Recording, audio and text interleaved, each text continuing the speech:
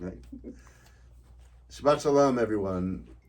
This morning, in place of a Dvar Torah, I'm going to have a conversation with Dr. Cathy Berkowitz, who most of you know, but maybe not all of you know.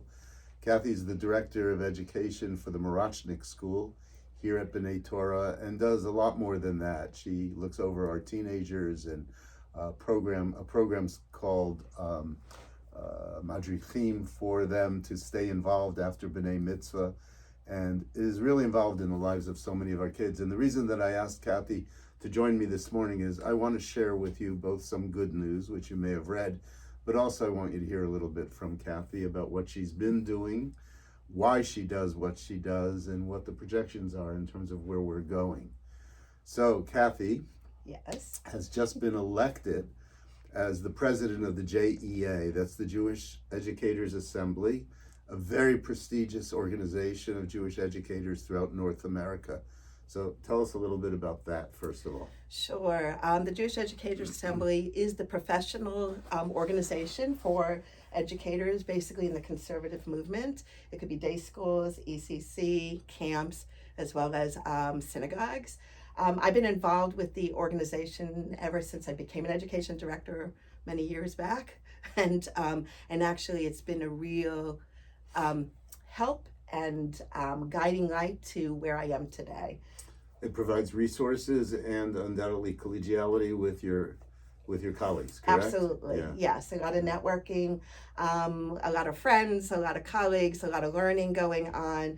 And actually my mentor, her name is Ilana Picker, she's my love, and to this day very proud of me. I have followed her in her steps.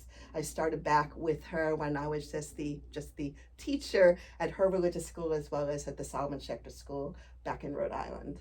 So Cathy not only was the director of some schools before she came to B'nai Torah and to Boca Raton, but she was also Rosh Chinuch, which is the head of education at Camp Ramat Drom. yes. That was a very important element in your CV for me when we were looking for an educational director, because I know there's something that goes on in camping, Jewish camping, and informal education that's missing or had been missing from the afternoon Hebrew school.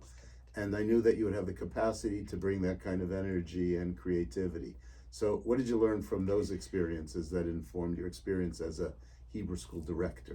Exactly. I asked, when I was sitting in a classroom in the afternoon or a Sunday morning, it's not the way the students are going to learn.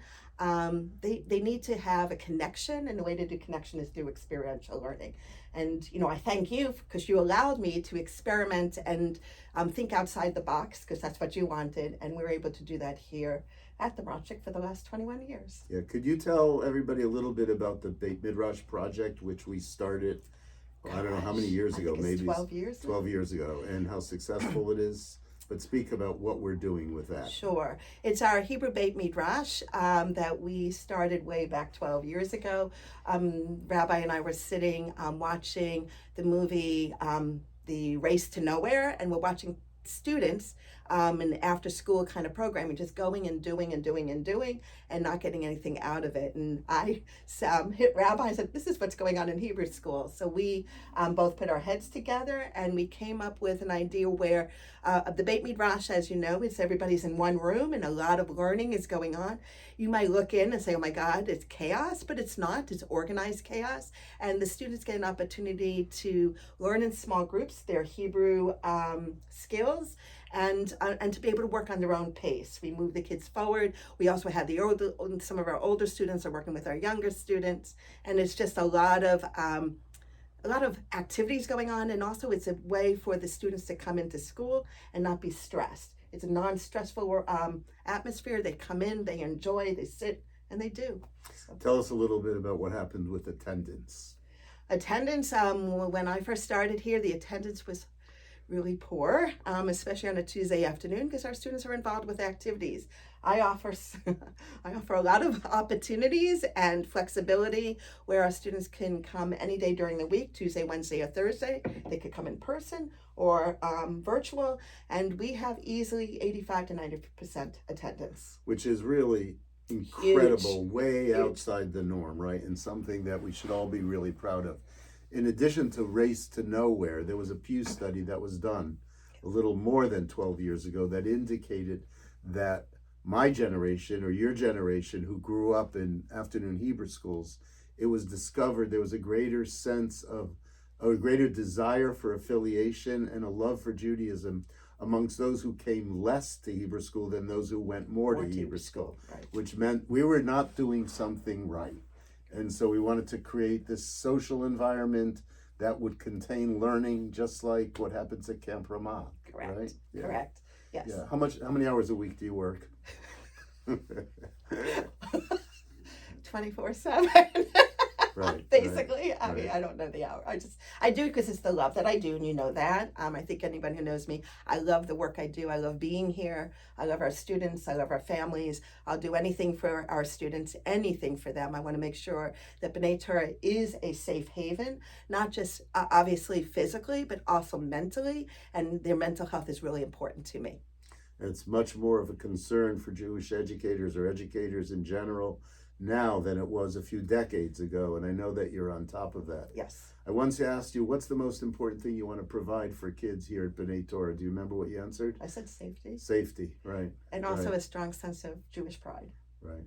So, yeah. Right. So we know that we're not just trying to create a body of knowledge, but we're trying to create an attachment, a love for Jewish community. And I believe, and I know you believe, that when you do that, then there's a desire to learn. Yes. Right? And the learning begins at a certain age and has to evolve and become more and more sophisticated as kids get older.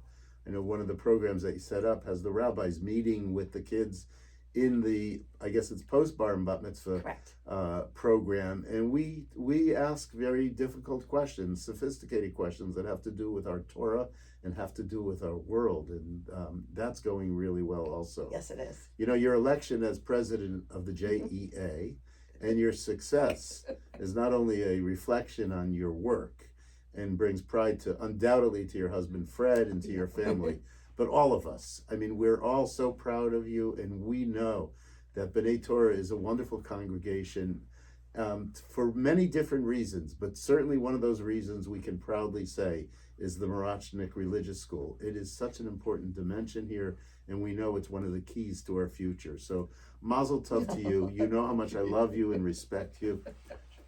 Shabbat shalom, everybody. Shabbat shalom. Shabbat shalom.